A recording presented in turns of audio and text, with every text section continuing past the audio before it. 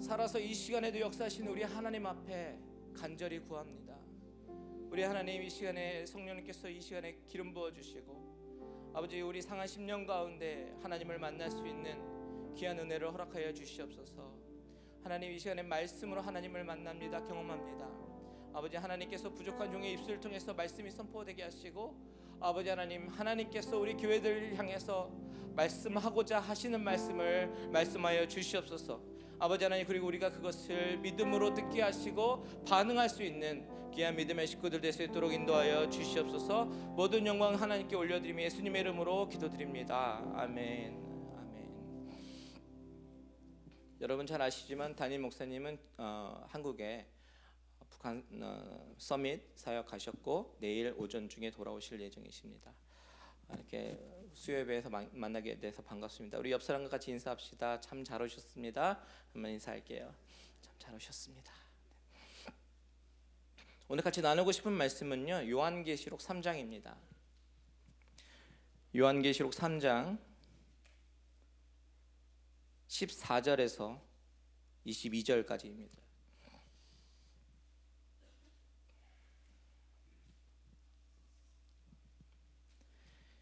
제가 가진 성경 신약성경 402페이지 개역개정판으로 읽겠습니다. 요한계시록 3장 14절에서 22절까지 우리 한 절씩 교독하도록 하겠습니다. 라오디게아 교회의 사자에게 편지하라. 아멘이시요 충성되고 참된 증인이시요 하나님의 창조의 근본이신 이가 이르시되,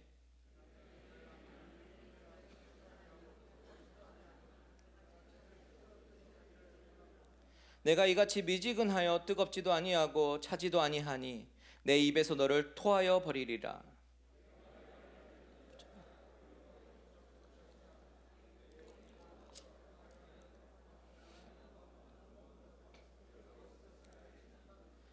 내가 너를 권하노니 내게서 불로 연단한 금을 사서 부요하게 하고 흰옷을 사서 입어 벌거벗은 수치를 보이지 않게 하고 안약을 사서 눈에 발라 보게 하라.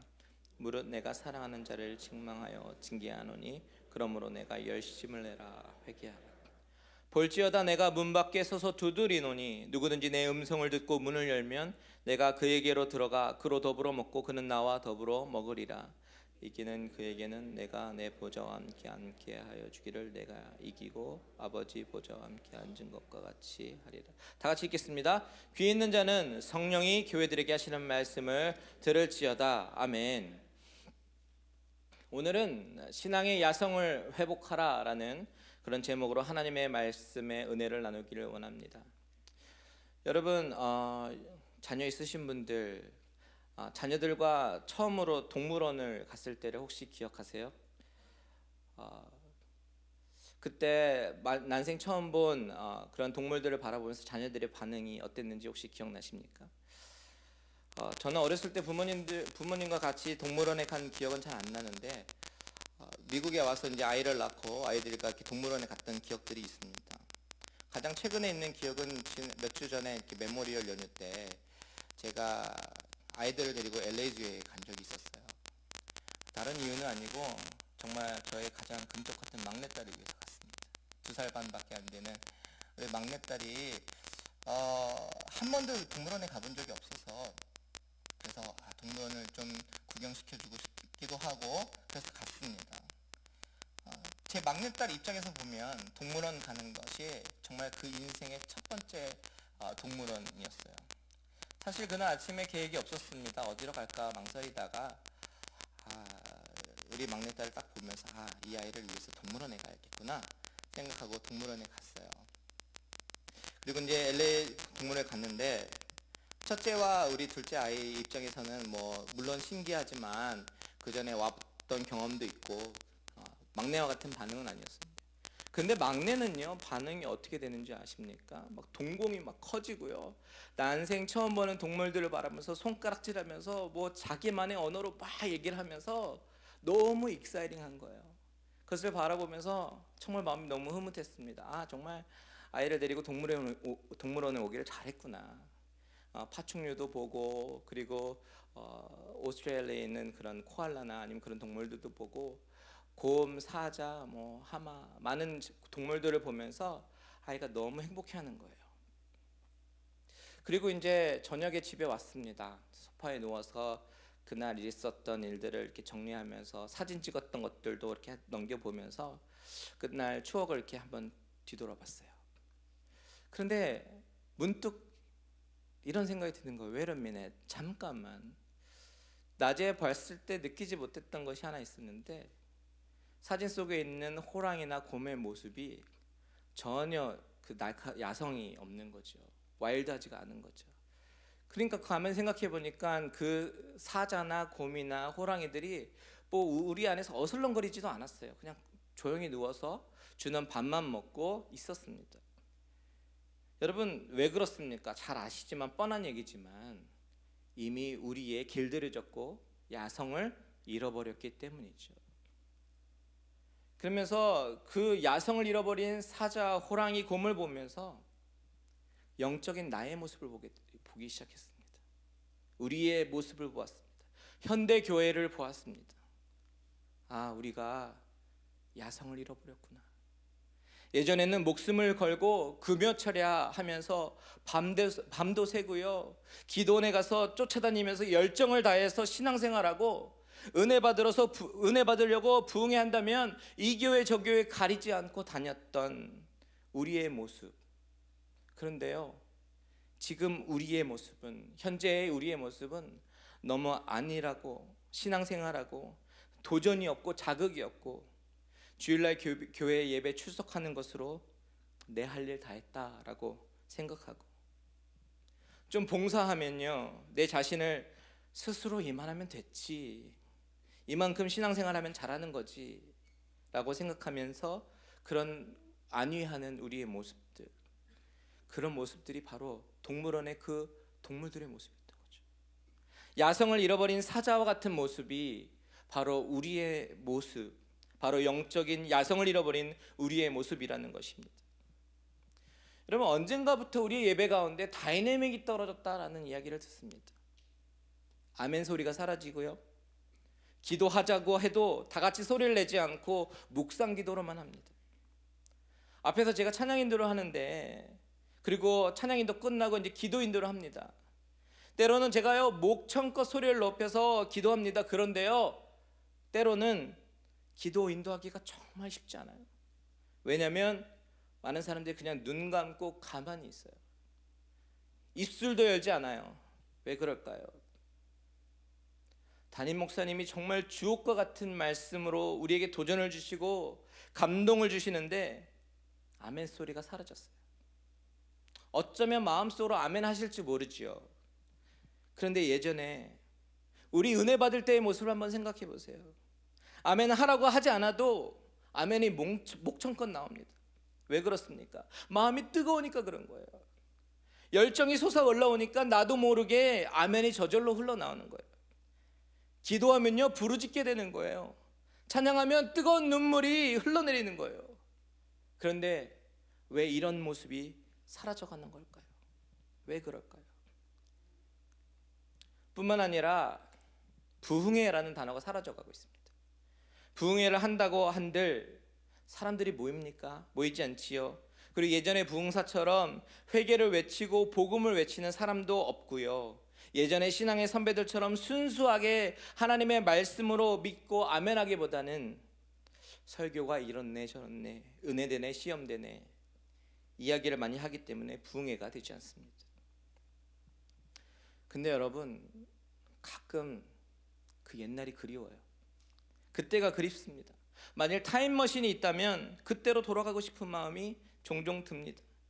그때 옛날에는요 화려한 찬양팀이 있었던 것도 아니에요. 큰 북만 있어도 손에 불이 날 정도로 손뼉 치면서 불길 같은 성신여 간구하는 우리에게 박수 치시면서요 리핏하고 10번이고 20번이고 또 해도 계속해서 목이 터져라 외치고요, 이미 목이 쉬었는데도 주여 삼창하자고 하면요 정말 주여 목이 피가 나도록 아버지 외치면서 그렇게 기도하면서 신앙생활을 했었던 그 옛날, 가끔 그 시절이 그립습니다. 어떻게 보면 무모하고 무식했던 그런 신앙생활이 그립습니다. 여러분들 중에서 그렇게 신앙생활을 경험하고 예수님을 만나신 분들 모르긴 몰라도 많이 그리우실걸요. 그런 뜨거움, 열정 다시 회복하고 싶으실걸요. 그나마 저희 교회에서는요, 에브리데이 캠프라는 것이 있습니다. 1년에 한 번이 있어서 그나마 거기 가서 회포를 풀 수가 있어요.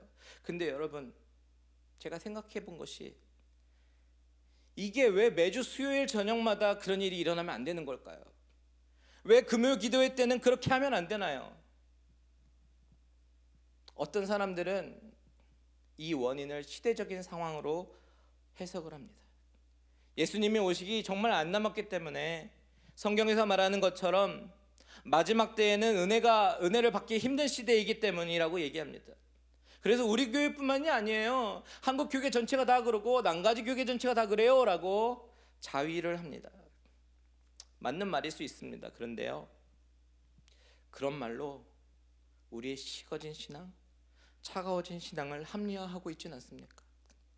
제가 목사로서 고민하는 부분이 바로 이런 부분입니다.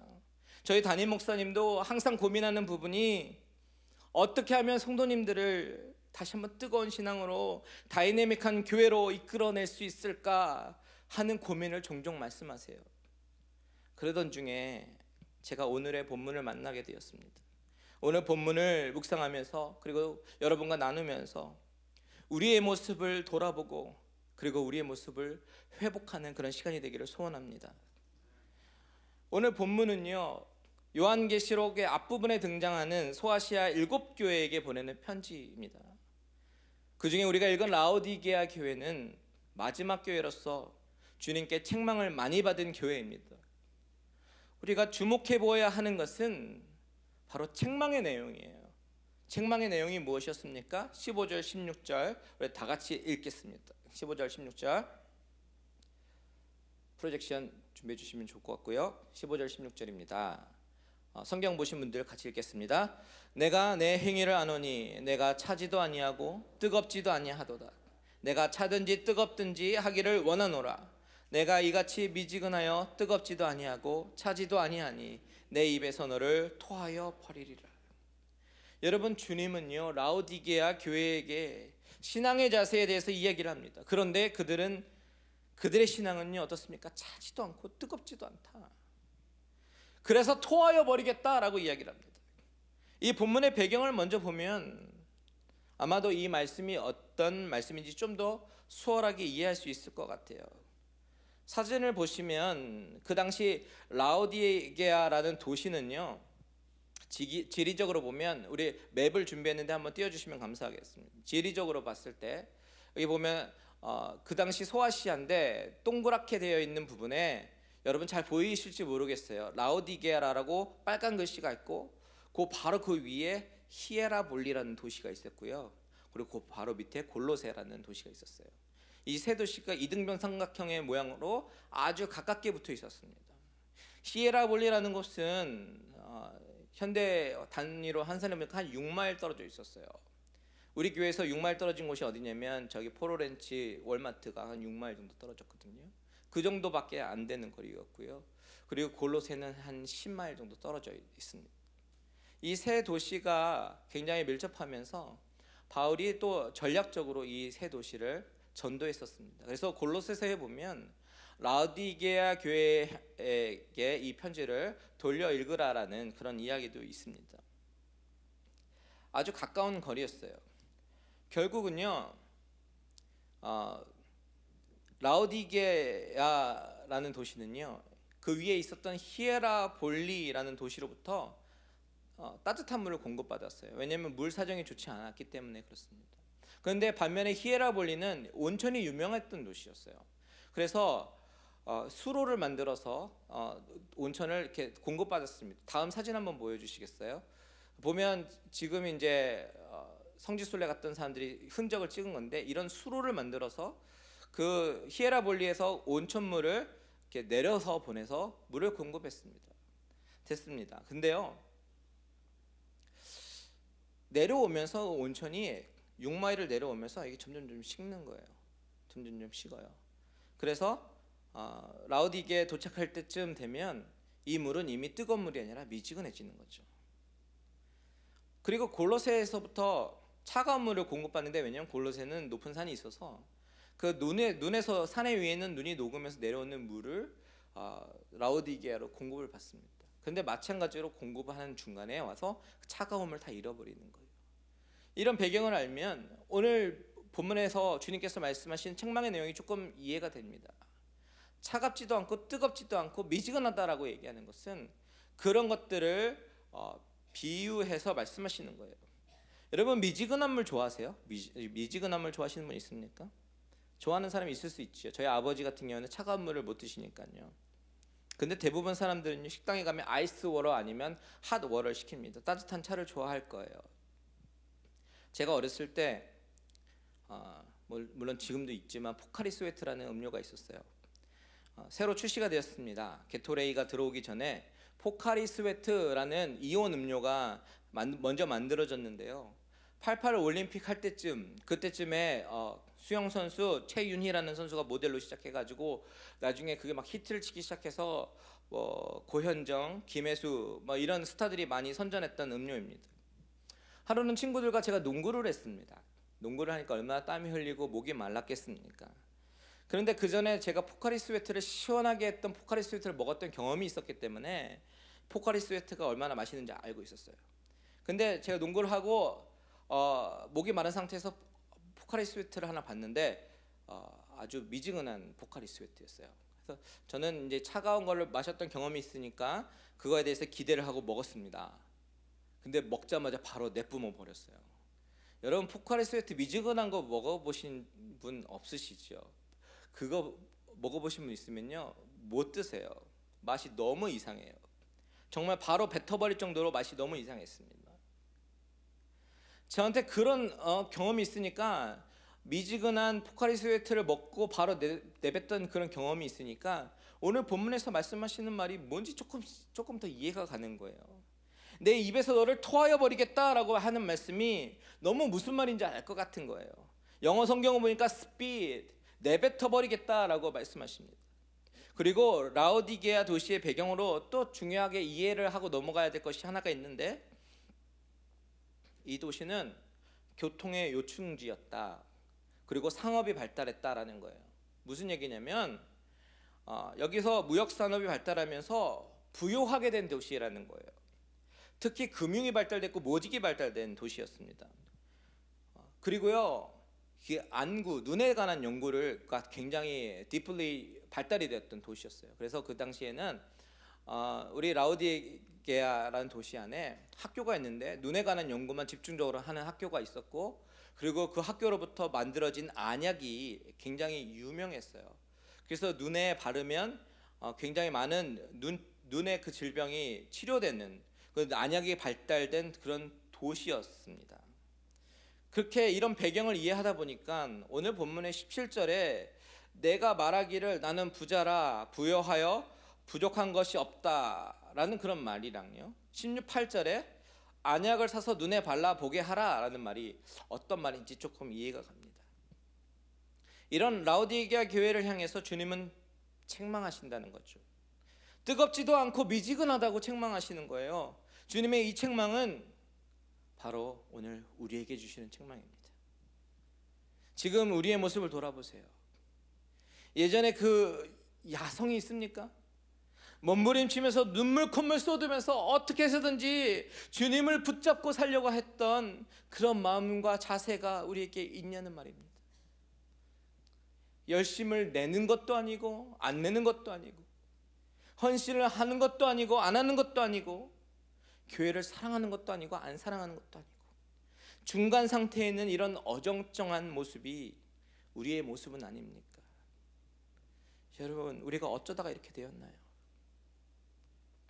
이런 모습을 매너리즘에 빠졌다 혹은 껍데기 신앙이라고 부릅니다. 주님은요, 이런 신앙을 우리에게 원하시는 게 아니에요. 다른 사람을 판단하기보다는 우리가 더 예배의 주체가 돼서 주님을 붙잡고 우리 자신을 드리고 간절히 찬양하고 기도하고 말씀을 들으면서 예배 가운데 나아가는 그것을 원하시는 거죠. 어젠가 그저께 제가 중앙일보를 보는데요, 이런 기사가 실렸어요. 어린이 여름 성경학교가 가면 갈수록 없어지고 있다는 거예요. 여러분 보신 분 계실 거예요. 아이들이 안 모인다고요. 많은 교회들이 여름 성경학교를 VBS를 올해부터 없애거나 다른 교회들과 통합해서 보내거나 아니면 큰 교회 하는데 그냥 보낸다고요. 혹은 다른 프로그램을 바꾸고 있다는 중앙일보의 기사를 보았습니다. 제가 한국에서 전도사를 할 때는요, 그냥 호랑이 탈을 쓰고 초등학교 앞에 가가지고 서 있기만 해도 애들이 다 몰려왔어요. 그 전도지를 나눠주고 여름 성경학교에 오라고 하면 아이들이 막 교회에 넘쳐났습니다. 그런데 지금 우리의 현실을 보면 이런 것은 과거의 추억이 되었고요, 부모님들은 학원이나 여러 가지 서머 프로그램을 보냅니다. 특히 우리가 살고 있는 이 밸리 지역은 조금 더 심한 것 같아요. 이 지역의 특성은 자녀의 교육을 위해서 좋은 학군을 찾아서 이사 오신 분들이 많기 때문에 그 이야기는 무슨 이야기냐면 자녀의 교육이 우선순위가 되어 있는 그런 부모가 많이 사는 곳이 바로 이 지역이라는 거죠. 그래서 교회 활동보다는 학원이라든지 아니면 여러 운동 활동에 보내는 것을 더 중요하게 여깁니다. 그것이 더 알차고 유익하다고 생각하기 때문이지요. 그리고 자녀들도 좋아한다고 생각합니다. 그러나 우리 부모의 신앙생활이 우리 아이들을 망치고 있다는 사실을 우리는 기억해야 됩니다. 매너리즘에 빠진 부모를 바라보면서 신앙생활을 제대로 할 수 있겠습니까? 그래서 매너리즘에 빠진다는 것이 바로 무서운 이유예요. 우리가 신앙의 매너리즘에 빠지면 아이들은 신앙이 최우선순위가 되지 않습니다. 그들의 최우선순위는 공부가 될 거고 세상의 성공이 우선순위가 될 것입니다. 부유하게 되는 것이 인생의 목표가 된다는 거죠. 그리고 오늘 본문에서 라오디게아 사람들이 부족한 것이 없다라고 말한 것처럼 똑같이 말하게 될 것입니다. 그런 자들에 대해서 오늘 성경 본문은 증거합니다. 17절입니다. 내가 말하기를 나는 부자라 부여하여 부족한 것이 없다 하나 내 곤고한 것과 가련한 것과 가난한 것과 눈먼 것과 벌거벗은 것을 알지 못하도다. 겉으로는 부유하지요, 부족한 것이 없는 것 같지요. 그런 신앙은 죽은 신앙입니다. 뜨거움이 식어진 신앙은 그 자체가 죽은 것이에요. 여러분, 사람이 죽었을 때 어떻게 됩니까? 체온이 식어갑니다. 손발을 만져보면요 점점점 차가워집니다. 그런데 영적인 죽음도 마찬가지입니다. 부흥할 때의 뜨거움은 하나도 없습니다. 영적인 것에 무감각해집니다. 냉랭해집니다. 영적으로 죽은 것입니다. 그렇다면 우리는 어떻게 신앙을 회복해야 될까요? 본문 18절에서 우리에게 세 가지 힌트를 줍니다. 18절 다시 한번 보겠습니다. 18절 같이 읽겠습니다. 내가 너를 권하노니 내게서 불로 연단한 금을 사서 부요하게 하고 흰 옷을 사서 입어 벌거벗은 수치를 보이지 않게 하고 안약을 사서 눈에 발라 보게 하라. 첫 번째는요, 불로 연단한 금을 사야 합니다. 여기서 말하는 금은요, 믿음을 의미한다고 합니다. 금은 불로 연단하면 순수한 금, 정금이 됩니다. 다시 말하면 불로 연단한 금을 사라는 이야기는요, 부유하고 풍부해서 영적인 자신의 모습을 제대로 보지 못하고 미지근한 신앙생활을 가진 자들에게 정금 같은 순수한 신앙을 가지라라고 하는 얘기예요. 우리가 정금 같은 순수한 신앙으로 회복해야 된다라는 말씀입니다. 시련은 우리의 믿음을 더욱 굳건히 합니다. 그러나 라오디게아 교인들은 모든 것이 풍족하고 부유했기 때문에 믿음을 지킬 이유가 하나도 없었어요. 이것은 오늘날 살아가는 우리들에게 좋은 교훈이 됩니다. 부유해지면 안 된다는 의미가 아닙니다. 부자가 천국에 들어가는 것이 낙타가 바늘길을 통과하는 것보다 어렵다고 하신 주님의 말씀을 우리는 귀 기울여야 합니다. 물질적 풍요를 제가 경계하는 것이 아니라 선한 부자가 되어야 된다라는 거죠. 하나님께서 우리에게 물질을 주신 이유, 그 물질을 주신 이유는 그 물질로 인해서 하늘나라의 확장에 더욱 힘쓰라라는 의미입니다. 내 자신이 더욱 잘 살고 먹는 것에만 국한되어서는 안 된다는 것이죠. 디모데전서 6장 17절에 많이 아시는 본문이지만 내가 이 세대에서 부한 자들을 명하여 마음을 높이지 말고 정함이 없는 재물에 소망을 두지 말고 오직 우리에게 모든 것을 후히 주사 누리게 하신 하나님께 두며 18절 선을 행하고 선한 사업을 많이 하고 나누어 주기를 좋아하며 너그러운 자가 되게 하라. 이것이 장래에 자기를 위하여 좋은 떡을 쌓아 참된 생명을 취하는 것이니라. 이것이 바로 선한 부자예요. 물질적인 부요가 오면 올수록 우리는 더욱더 긴장해야 되는 거예요. 나의 신앙생활이 나태해지지는 않는지, 혹 이 물질이 나의 우상이 되지는 않는지, 이것으로 인해서 신앙을 잃어버리지는 않는지 더 애쓰고 조심해야 될 것이에요. 우리 한국 교회의 문제가 바로 이런 부분에서 자유로울 수 없다고 저는 생각합니다. 오히려 교회가 물질의 노예가 됐고요, 지나치는 확장으로 인해서 비춰진 그런 크리스천의 모습, 이런 모습은 믿지 않는 사람들로 하여금 교회에 다니고 싶지 않게 만드는 꼴이 되었습니다. 어떤 일부 목사님들의 그 물질적 부정 행위는 한국 교회의 얼굴에 먹칠을 하였습니다.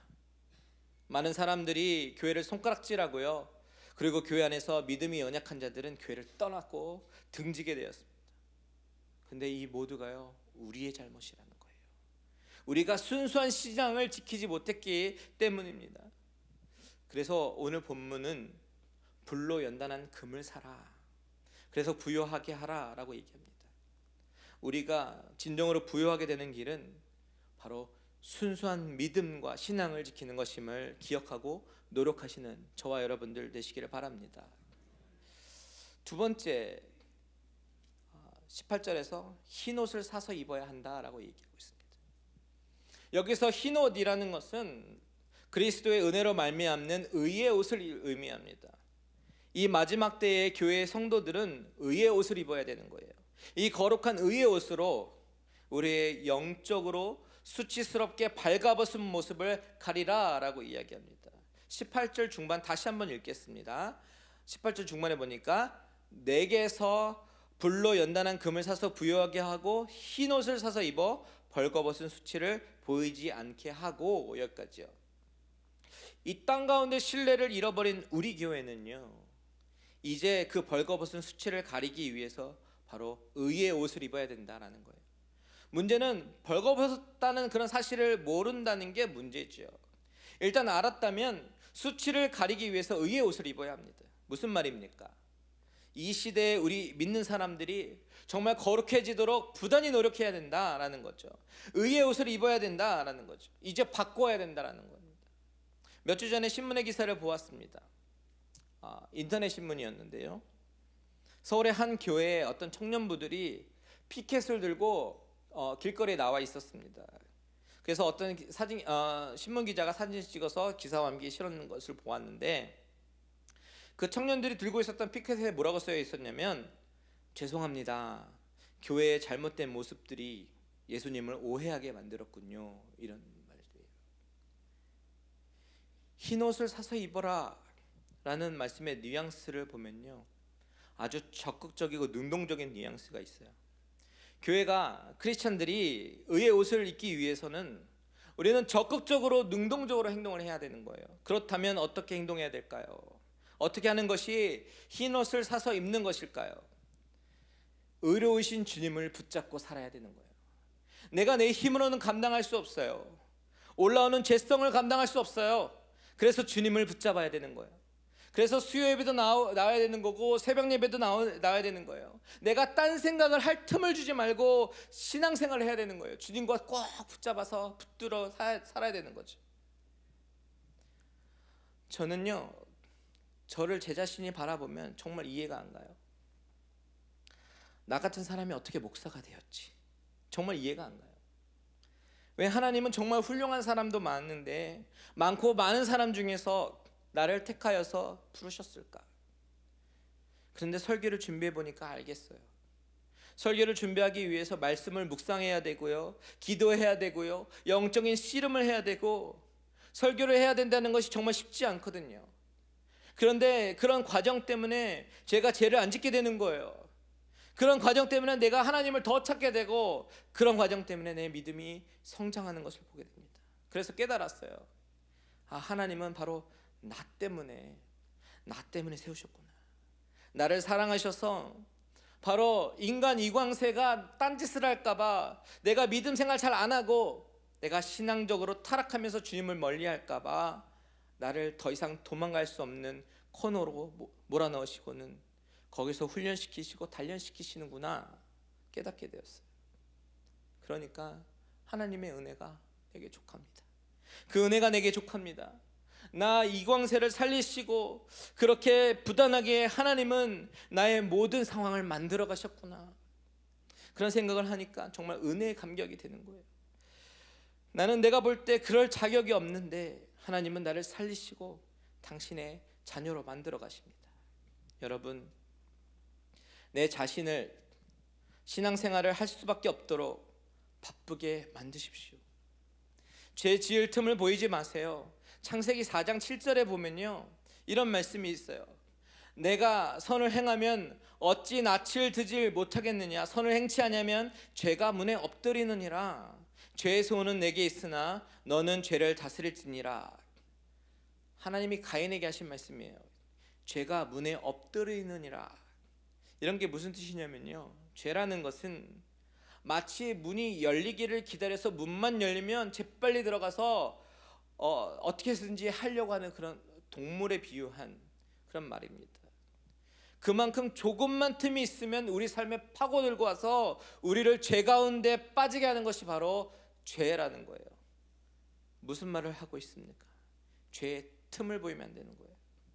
요셉이 정말 정욕이 왕성한 나이에 보디발의 아내의 유혹을 어떻게 거절했습니까? 그 자리를 떠났습니다. 죄를 지을 여지를 주지 않는 거죠.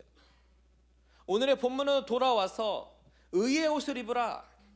의의 옷을 입고 부끄러운 수치를 가릴 수 있는 방법은 내 자신을 끊임없이 신앙의 자리로 만들어서 나오게 해야 할 줄 믿습니다. 죄 지을 틈을 주지 말고요, 의롭게 거룩하게 구별돼서 사시는 저와 여러분들 되시기를 축복합니다. 세 번째, 18절의 맨 마지막 부분에 보면 안약을 사서 눈에 발라라 라고 얘기합니다. 세 번째로 어떻게 신앙을 회복해야 됩니까? 본문에서는 안약을 사서 눈에 바르라고 얘기합니다. 여기서 말하는 안약은 그 당시 안과적으로 유명한 학교에서 만들어서 파는 안약을 말하는 것이 아닙니다. 영적인 소경인 우리들에게 하시는 말씀이에요. 죄인된 우리 자신을 우리 스스로가 제대로 보지 못하고 우리를 거룩히 하시는 예수 그리스도를 제대로 보지 못하고 영적인 소경이 된 우리들이 안약을 발라서 영적인 눈을 떠서 온전케 하신 이인 예수를 바라보라 라고 하는 말씀이에요. 우리는요, 우리 자신을 제대로 보지 못합니다. 남에게는 어떻게 그렇게 기준과 잣대가 많으면서 나에게는 어찌나 그렇게 관대한지요. 저는 TV 프로그램 중에서요, 오디션 프로그램을 참 좋아합니다. 음악을 좋아해서 그런지 어린 학생들이 가수가 되겠다고 열심히 노력해서 연습해서 나옵니다. 그러면 심사위원들이요, 쓴소리도 하고요, 정말 평생에 상처받을 말도 하고요, 칭찬도 하고요, 그리고 합격 불합격을 얘기해줘요.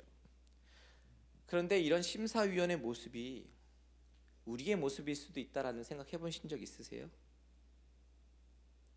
예배 드릴 때 오늘 찬양팀은 목소리가 튀네, 악기 연주가 너무 바더가 되네, 성가대 인원이 많네 적네, 기도가 기네 짧네 하면서 나도 모르게 마음의 테이블을 깔아놓고 심사위원이 되어가고 있지는 않는가 말입니다. 왜 우리가 뜨뜻미지근한 신앙이 되었습니까?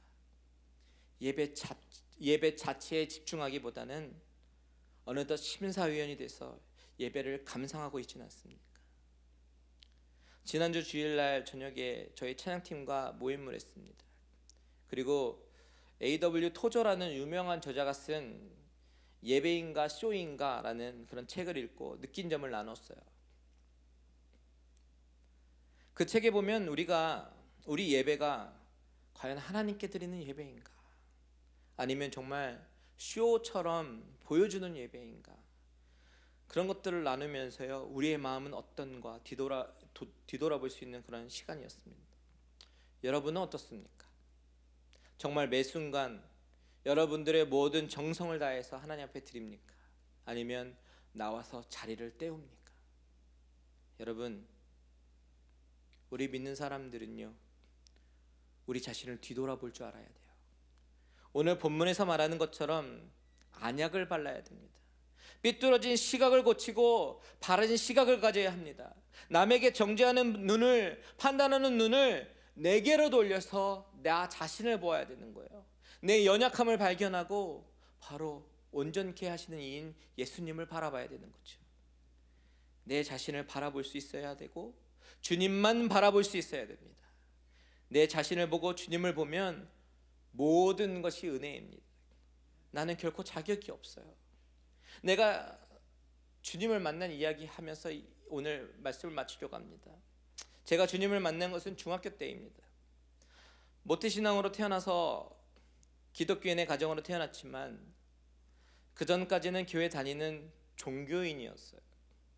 아버지가 교회 부목사님이니까 당연히 교회 가야 됐고요. 그래서 썬데이마다 그냥 교회 갔습니다. 그것이 우리 패밀리의 컬처였어요. 교회는 제 놀이터였습니다. 그때 당시 교회는 장의자, 여러분 장의자 아시죠? 장의자였는데 장의자는 제가 제일 좋아하는 놀이기구였어요. 그래서 막 타고 넘어 다니고요, 밑으로 기어 다니고요. 정말 교회에 있는 모든 먼지를 제 배로 다 쓸고 다녔습니다. 정말 우리 아버지가 부목사님인지 모르는 주일학교 선생님은요, 대놓고 너 도대체 네 집 자식이니? 라고 물었어요. 너무 개구장이라서 혀를 내둘렀습니다. 아주 교회에서 유명했어요. 교회 유리창도 깼지요.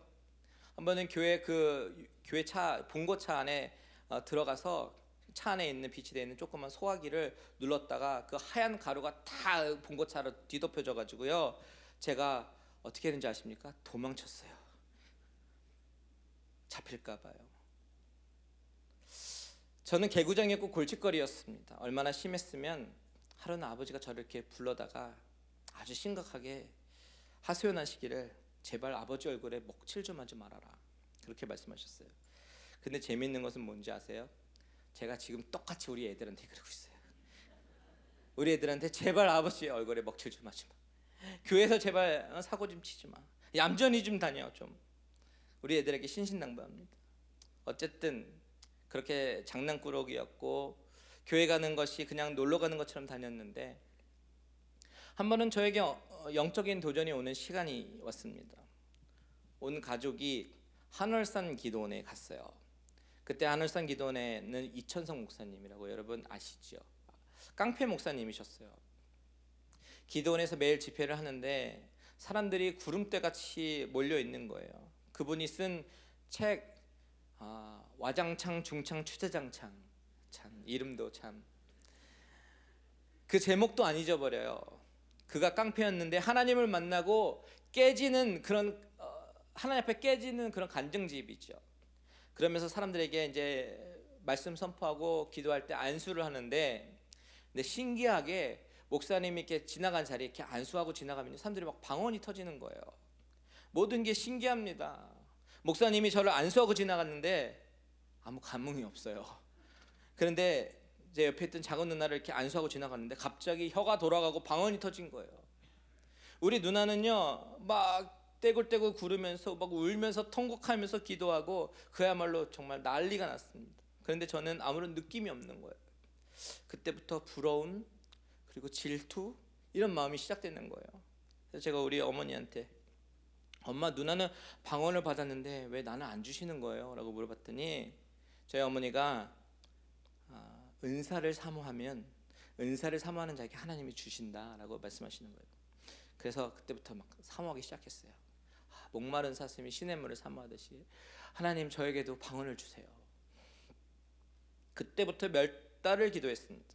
근데 왜 하나님은 나에게 방언을 주시지 않느냐고 막 따지기도 했습니다. 그런데도 안 주시더라고요. 그러다가 무슨 일이 있었냐면 아버지가 청년부 담당이셨는데 청년부 입력원 수련회라고 임원하고 또 밑에 또 무슨 부장까지 해서 입력원인데요. 입력원 수련회를 경기도에 있는 양평에 있는 어떤 조그만 기도원으로 가신다는 거예요. 저는 집에 있기도 심심하니까 온 가족이 아버지를 따라서 수련회를 갔습니다. 수련회 특별한 강사는 없었던 걸로 기억나는데 도착한 날 저녁에 마침 기도원 원장님의 둘째 아드님이셨던 어떤 목사님이 오셨어요. 목회를 하시는데 그날 오셨어요. 그래서 저희 아버지가 말씀을 부탁드렸어요. 목사님 이렇게 오셨으니까 우리 청년들에게 도전을 주시고 말씀을 좀 해주십사 이렇게 말씀해 주셨어요. 근데요, 그때 말씀을 듣는데 저는 중학교 때였거든요. 다 형 누나들이 있었고 마음이 막 요동치는 거예요. 은혜가 되는 거예요. 그리고 저녁에 기도회를 하기 시작하는데 그때 저 안에 있던 모든 것이 회개로 변해서 나오는데 내가 그렇게 죄인인 줄 몰랐어요.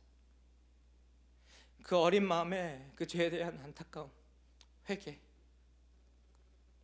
터져 나오는데 감당이 안 되네. 엉엉 울면서 대굴대굴 울면서 회개를 합니다. 성령님이 만지시니까 내가 얼마나 죄덩어리인지 작은 죄까지 다 생각나게 하시고 회개를 하시는데 하나 회개하면 또 생각나고 또 생각나고 하나 회개하면 또 생각나고 도저히 감당이 안 되는 거예요. 그렇게 회개를 하고 지났는데 내 마음 가운데 나는 이제 구원받았구나 그런 확신이 생깁니다. 내가 하나님의 자녀가 되는 것이 마음으로 믿어지기 시작하는 거예요. 그러면서 그 다음날 아침부터 세상이 달라져 보이는 거예요. 새가 지저귀어도 하나님을 찬양하는 것 같고 바람이 불어도 바람이 모든 자연이 하나님을 찬양하는 것 같고 그 경험 안 해본 사람은 모릅니다. 세상 사람들은 죽었다 깨어나도 이런 감격은 알 수 없어요. 그리고 그 다음날 저녁에 기도하는데 성령님께서 다시 임하시더니 안수 기도를 받는데 방언이 터지더라고요. 혀가 꼬이고요. 알 수 없는 말로 내가 짓거리기 시작하더라고요. 그때 그 감격, 그 기쁨 이로 말할 수 없습니다. 여러분 은혜를 받으니까 눈물샘에 완전히 구멍이 난 것 같아요. 혼자서 가만히 있어도요 은혜만 생각하면 코가 시큰거리고 눈물이 나고 찬양하면 다 내 찬양이고 내 고백이고 그냥 혼자서 은혜에 감격해서 엉엉 울던 그 시대, 저는 만일 타임머신이 있다면 그 시대로 다시 돌아가고 싶습니다. 여러분은 언제 하나님을 만나셨어요? 이런 주님과 소중한 시간 여러분들 다 있으시죠? 그때로 회복해야 됩니다. 가끔 성도님들을 만나다 보면 첫사랑을 회복하고 싶다고 그런 게 하신 분들이 많아요. 교육관에 방석을 깔고 박수를 쳐가며 기도하던 때가 그립다고 하시는 분들이 있습니다. 왜 그때가 그립습니까? 은혜가 충만하면 세상에 알 수 없는 행복과 기쁨이 있으니까요. 그 은혜를 다시 찾고 싶은 거예요. 여러분, 만일 감동과 감격을 예수 믿으면서 아직 경험하지 못한 사람이 혹시 이 가운데 있다면 그 하나님을 만나게 되시기를 축원합니다. 오늘 본문 20절에서 말씀하시는 것 같이 마음의 문을 여셔야 돼요. 그러면 주님이 들어오시고 그분과 더불어 먹고 마시고 교제하는 기쁨을 누리게 될 줄 믿습니다. 그리고 라오디게아의 교인들처럼요, 우리의 뜨거웠던 사랑이 식어진 성도님들이 계시다면 회개하셔야 돼요. 19절에 보니까 어떤 말씀이 있습니까? 무릇 내가 사랑하는 자를 책망하여 징계하노니 그러므로 내가 열심을 내라 회개하라. 너무 부요하다 안전하다 하지 말고 정말 죄로 똘똘 뭉쳐진 내 자신을 바라보면서 회개하고 다시 회복하셔야 돼요.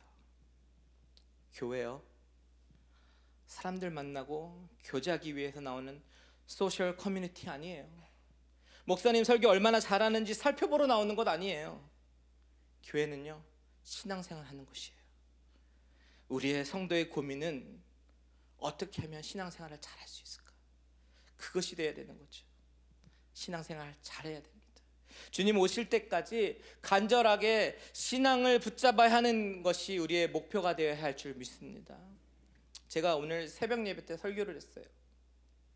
설교를 준비하는데 오늘 아침에 열왕기하 4장 본문 가운데 이런 얘기가 있습니다. 흉년이 들었다라는 얘기가 있어요. 그것을 바라보면서 우리 이 시대가 영적인 흉년이구나, 말씀은 풍년인데 기도가 흉년이구나 라는 것을, 그런 마음을 하나님이 주시더라고요. 여러분, 한번 제대로 신앙생활 해보고 싶지 않으세요? 날마다 뜨거워서 견딜 수 없는 사랑과 은혜를 경험하고 싶지 않으세요? 그렇다면 그런 신앙의 야성을 회복하는 시간이 되시기를 바랍니다. 기도하면서 정말 목청껏 하나님 아버지를 부르짖고 눈물 콧물 다 쏟으면서 내 자신을 회개하고 내 삶의 우선순위를 다시 바로잡고 신앙의 야성을 회복하기를 다짐하고 헌신하는 저와 여러분들 되시기를 주님의 이름으로 축원합니다. 아멘. 다 같이 기도했으면 좋겠어요. 우리 찬양팀도 올라와 주시고요. 여러분, 오늘 말씀을 들으시면서 성령님께서 여러분들 마음 가운데 어떤 말씀을 하십니까? 하나님이 여러분의 인생 가운데 원하시는 것이 무엇입니까? 이대로 아니 하지 마라, 이대로 하면 안 된다라는 거, 입에서 토하여 내치겠다라고 말씀하시는 거, 우리는 그것을 정말 심각하게 받아들여야 돼요. 이 시간에 우리가 찬양하면서 기도할 텐데, 여러분 가운데 혹시 그 옛날 방식으로 찬양하실 수 있는 사람이 있을지 모르겠지만 한번 정말 뜨겁게 박수 치시면서 한번 찬양했으면 좋겠어요. 우리 빈들의 마른 풀같이 우리 좀 박수 치시면서 다 같이 한번 찬양하며 나가십시다. 빈들의 마른 풀같이 시들은 나의 영혼, 주님의 허락한 성령 간절히 기다리네. 감으로 메마른 땅에 단비를 내리시듯 성령의 단비를 부어 새 생명 주옵소서. 빈들의 마른 풀같이 시들은 나의 영혼, 주님의 허락한 성령 간절히 기다리네. 감으로 메마른 땅에 단비를 내리시듯 성령의 단비를 부어 새 생명 주옵소서. 소리 들려 산천이 춤을 추네. 봄비로 내리는 성령 내게도 주옵소서. 감으로 메마른 땅에 단비를 내리시는 성령의 단비를 부어 새 생명 주옵소서. 철가나무를 내려 초목이 무성하니 갈급한 내 심령 위에 성령을 부으소서. 감으로 메마른 땅에 성령의 단비를 부어 새 생명 주옵소서. 주의 사랑의 언약 어길 수 있사오랴. 오늘의 흡족한 은혜 주실 줄 믿습니다. 감으로 메마른 땅에 단비를 내리시는 성령의 단비를 부어 감으로 메마른 땅에 감으로 메마른 땅에 단비를 내리시는 성령의 단비를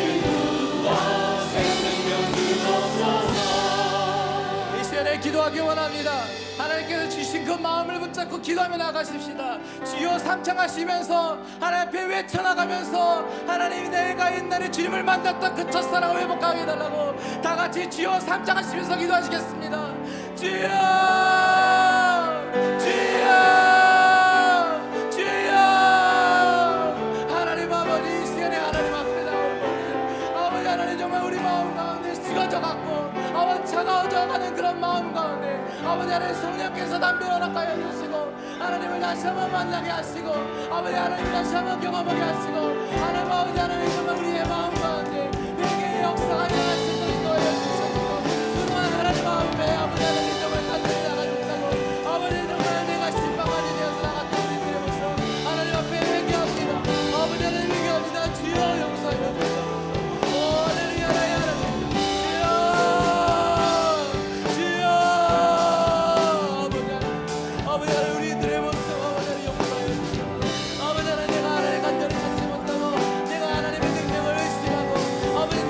아버지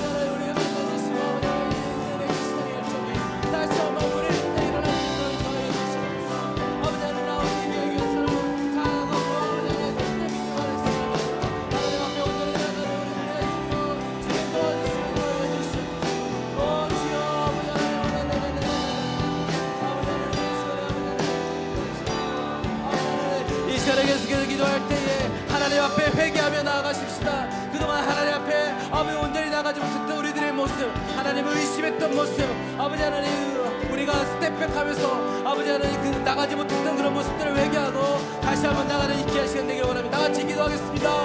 아버지 하나님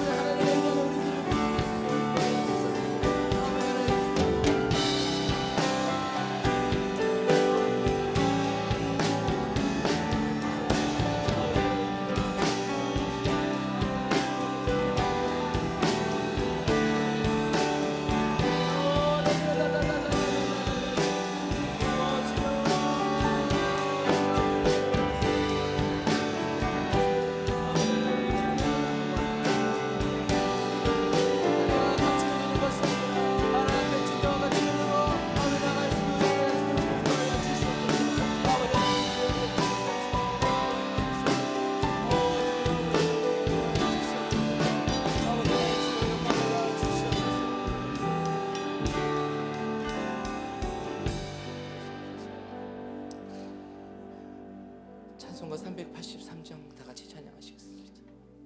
환난과 핍박 중에도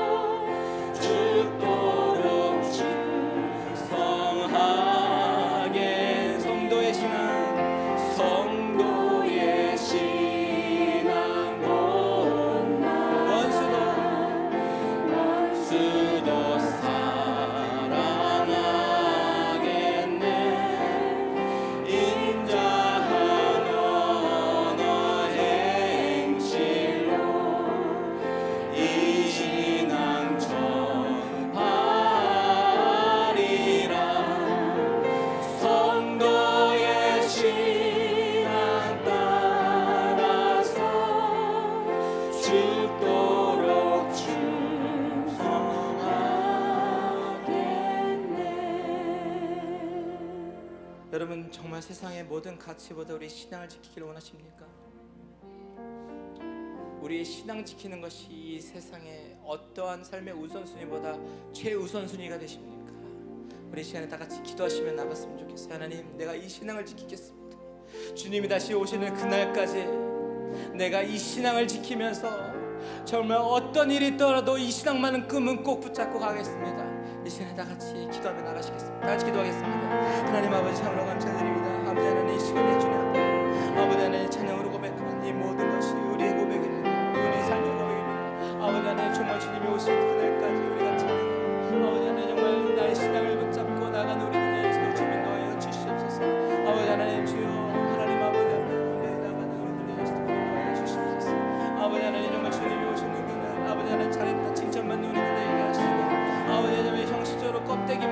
것이 아니라 아버지 하나님 전심으로 하나님을 섬기고 하나님 앞에 다짐하며 나갈 수 있는 우리들이 될 수 있도록 주님 인도하여 주시옵소서. 아버지 하나님 우리의 신앙이 아버지 하나님 정말 껍데기 신앙이었습니다. 아버지 하나님 주님 인도하여 주시옵소서. 아버지 하나님 이제는 나의 신앙을 지키고 나가려고 합니다. 아버지 하나님 세상에 어떠한 혼란과 아버지 하나님 힘든 일이 닥쳐오더라도 아버지 그 가운데 하나님을 놓지 않고 하나님을 의지하며 나갈 수 있는 우리들이 될 수 있도록 주님 인도하여 주시옵소서. 아버지 하나님 모든 영광 주님 앞에 올려드리오니 아버지 하나님 주여 주님께서만 받아주시옵소서. 아버지 하나님 이것이 아버지 하나님 하나님께서 오늘 우리에게 주신 말씀이라고 있습니다. 아버지 하나님 주님 앞에 온전히 나아갈 수 있도록 주님 인도하여 주시옵소서. 아버지 하나님 주님께 주시옵소서. 주시옵소서. 주 하나님 아버지 하나님 아버지 하나님 하나님께서 주시옵소서. 아버지 하나님 이것이 아버지 하나님의 신이시고 없습니다.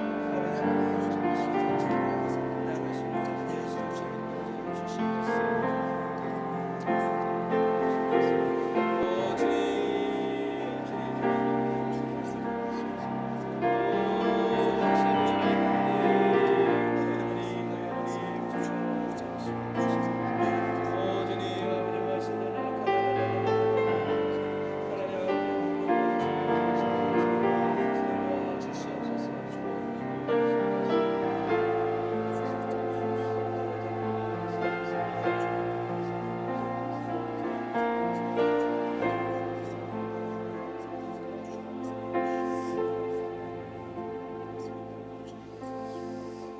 하나님 우리에게 정말 소중한 저녁을 허락하여 주셔서 참으로 감사드립니다. 하나님께서 오늘 본문을 통해서 우리에게 말씀하시는 정말 미지근한 신앙을 우리가 버릴 수 있도록 인도하여 주시옵소서. 하나님을 만나고 감격스러워했던 그 소중한 순간들을 다시 찾을 수 있도록 인도하여 주시옵소서. 아버지 하나님 우리 신앙을 끝까지 버리지 않고 지키며 나아갈 수 있는 우리들 되어 주시도록 주님 인도하여 주시옵소서. 그 은혜를 다시 한번 허락하여 주시고 우리 교회에 기도의 불씨가 살아나게 하시고 찬양의 불씨가 살아나게 하시고 하나님이 뜨겁게 역사하셨던 그 은혜가 제2의 전성기가 아버지 우리 교회로 주님께서 허락하여 주시옵소서. 내 자신이 먼저 변하게 하시고 내가 먼저 하나님 앞에 온전히 헌신하며 나갈 수 있는 우리들의 모습 될 수 있도록 주님 축복하여 주시옵소서. 모든 영광 주님께 올려드리고 감사드리며 예수님의 이름으로 기도드립니다. 마지막으로 다 같이 일어나서 찬양했으면 좋겠습니다. 우리에게 소원이 하나 있네.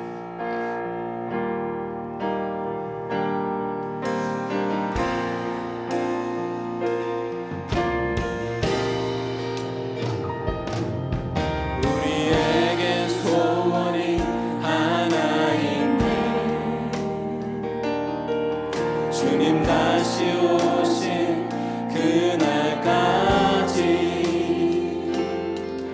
우리 가슴에 새긴 주의 십자가 사랑 나의 교회를 사랑케 하네. 주의 교회를 향한 우리 마음 희생과 포기와 가난과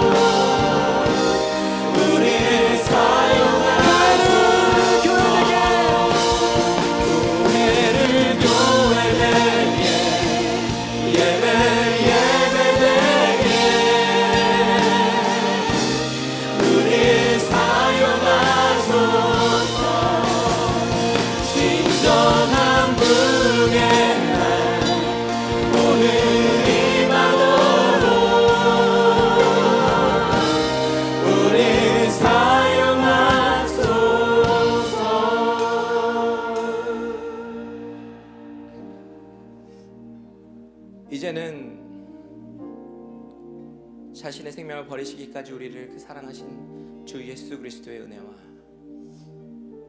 자신의 하나밖에 없지만 그 하나밖에 없는 독생자 예수 그리스도를 우리를 살리기 위해서 보내주신 하나님의 사랑하심과 성령님의 감화, 감동, 위로, 교통 충만케 하심이 오늘 말씀을 들으면서 신앙의 회복을 꿈꾸고 원하는, 주님이 오실 때까지 신앙을 지키며 살아가기 원하는 모든 심령들과 가정들과 하시는 모든 일들을 위해 이제로부터 영원히 함께 계실지어다.